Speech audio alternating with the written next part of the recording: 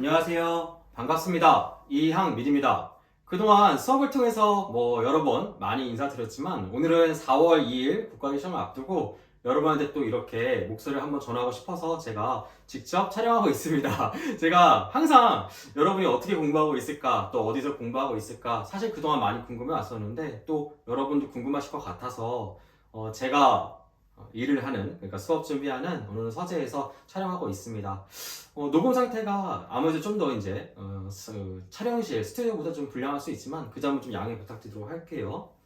자, 우선 국가기 시험을 앞두고 여러분의 가장 큰 고민이 무엇일까? 제가 생각을 해봤어요.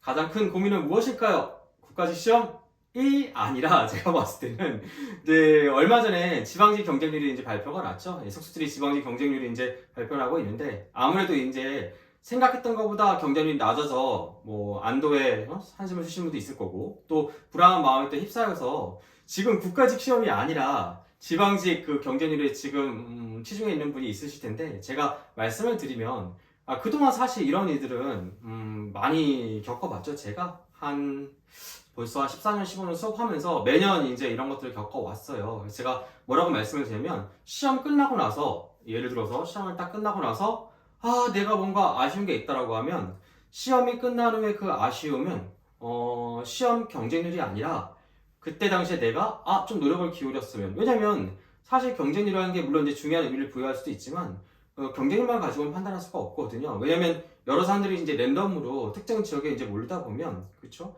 아마 같은 생각하고 시험을 준비하신 것 같아요. 그래서 너무 걱정하지 마시고 목표 점수를 뚜렷하게 하시고 그 점수를 얻는다고 생각하시고 준비를 하시면 좋을 것 같아요.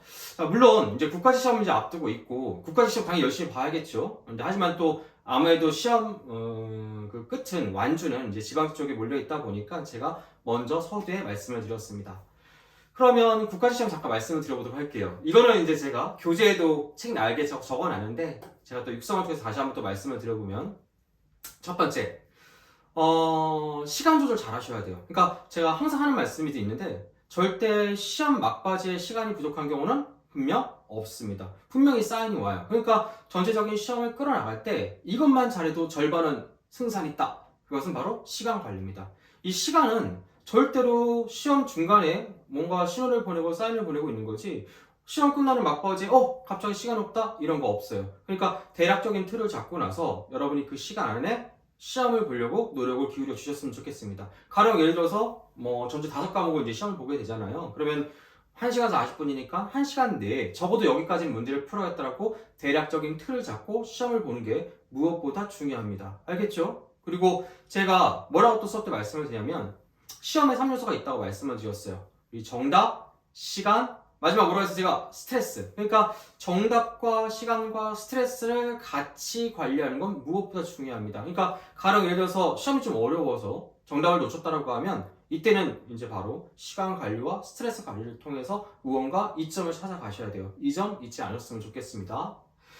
자, 두 번째, 시험 보시는 분들 가끔 이제 착각하시는 게 내가 6개월, 1년, 사실 보통 1년 공부하시는 분이 줄을 이룬다고 가정을 했을 때 1년이라는 시간이 사실 길지 않습니다. 그러니까 1년을 공부했다고 하면 여러분이 1년 동안 전공만, 한 과목만 한 것도 아니고 전공은 무려 2과목이고요. 또 공통 과목만 공부한 게 아니잖아요. 이 5과목을 같이 병행하다 보니까 실제 여러분이 할당된 공부 시간은 매우 적을 수밖에 없습니다. 그런데 시험장에서 시험지를 딱 폈는데 그걸 전부 다 여러분이 다 아는 문제 엄청 많이 나왔다. 에이, 그거는 있을 수 없는 일입니다. 그래서 제가 뭐라고 말씀을 드리냐면 모든 시험은 반드시 문제를 딱 폈을 때 당황스럽고 분명히 어려워요. 문제는 그 다음에 진검승부가 들어가는데 여러분이 딱 폈을 때 모르는 문제에 스트레스를 받고 그 문제를 풀겠다 생각하지 마시고 생각의 전환을 통해서 아는 문제를 찾으세요. 가령 예를 들면 저희 시험에서 물론 이제 기출 전체가 이제 꽈랑이 높죠. 근데 토목직 같은 경우는 계산 과목이 이제 2과목을 이루다 보니까 아무래도 시간이 부족하고 꽈랑률이 높을 수밖에 없습니다. 그러니까 딱 시험지 딱 폈을 때 꽈락을 피한다는 생각을 먼저 해주셔야 되거든요. 시험지 딱 폈을 때 꽈락 원래 맞추려면은 8문제씩이니까 40점이 8문제죠? 8개를 풀어야 된다 생각할 수 있는데 실제 시험장에서는 긴가민가 문제도 있고 사실 찍어서 맞추는 문제도 있고 이러다 보니까 한 5개 정도만 찾으면 돼요. 그러니까 문제를 피면 무조건 5개씩 찾아서 푼다고 생각을 하시고 5문제, 아는 문제를 깔고 들어가세요. 그 다음에 조금 더 좋은 점수를 끌어내기 위해서 여러분의 시험을 집중하시는 거예요. 그러니까 고득점을 맞는 것도 중요하지만 실제 합격에서 혹은 불합격에서 가장 큰 영향을 미치는 건 고득점과 저득점이 아니라 바로 꽈락이냐 아니냐가 판가름을 짓습니다. 그 점 잊지 않으셨으면 좋겠어요. 참고로 지난 몇 년 동안 평균 과락률은 거의 70%에 육박해요. 그러니까 맨 처음에 꽈락을 피했다라고 하면 30% 안에 들어가는 거니까 충분히 생산이 있습니다. 이 점 꼭 잊지 마세요. 또 말씀드립니다. 시험지 딱 피면 갑자기 공포감도 밀려오고, 왜냐면 시험이라는 어떤 그 환경 자체가 분명히 마음 안에서 굉장한 압박감으로 올 거예요. 정신 똑바로 차리고 풀 수 있는 문제를 찾아서 침착하게 문제를 푸세요. 분명히 여러분이 할 수 있습니다. 마지막 세 번째, 이거는 사실 좀 부끄럽고 당황스러운 얘기일 수 있는데 최선을 다하세요. 시험장에서 시험에 떨어진 가장 큰 이유는 지식의 부재가 아니라 바로 자신감의 부재입니다. 문제를 풀다가 그 시험장 안에서 뭔가 뜻대로 이루어지지 않는 거예요. 그거는 사실 있을 수 있는 일입니다. 왜냐면 짧은 기간에 굉장히 많은 노력과 준비를 하다 보니까 아무래도 이게 좀 서투름이 있을 수밖에 없어요. 문제는 뭐냐면 시험 중간에 들어갔을 때 여러분이 어떻게 된다는 얘기, 바로 포기하지 않고 끝까지 완주를 해야 합니다. 마치 그런 얘기 많이 하잖아요. 뭐 달리간다라고 하면 등수도 중요하지만 완주가 중요하다.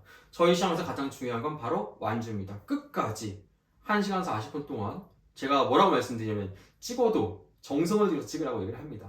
여러분이 갖고 있는 모든 에너지를 쏟아서 시험을 봐주세요. 알겠죠? 다음에 국가시험 준비하시는 분들 무엇보다 가장 좋은 결과로 꼭 합격하시기를 기원 드립니다. 그 다음에 다소 좀 이제 길게 장거리로 생각하시는 분들, 이제 지방직까지 생각하시는 분들은 이번 시험에서 무엇보다 과락을 피하기 위해서 한번 준비를 한번 기울여 보세요. 알겠죠? 분명히 그 안에 답이 있습니다. 한 사람 한 사람 만나서 사실 응원을 드리고 싶은데 어쩔 수 없습니다. 사실은 그 전에 제가 국가직 시험 정도도 한번 찾아가 볼까 생각도 했고 여러 가지로 제가 계획을 한번 해봤었는데 지금 이제 코로나 상황이 사실 여의치가 않습니다. 또 마스크 쓰고 시험 보려고 하는 공부도 그렇게 했는데 그렇게 또 시험으로 여러분 생각하면 사실 또 많이 속상합니다. 어쨌든 그동안의 노력이 빛을 발휘할 수 있도록 마지막까지 최선 부탁드립니다. 자, 오늘은 여기까지입니다. 여러분 항상 응원합니다. 파이팅!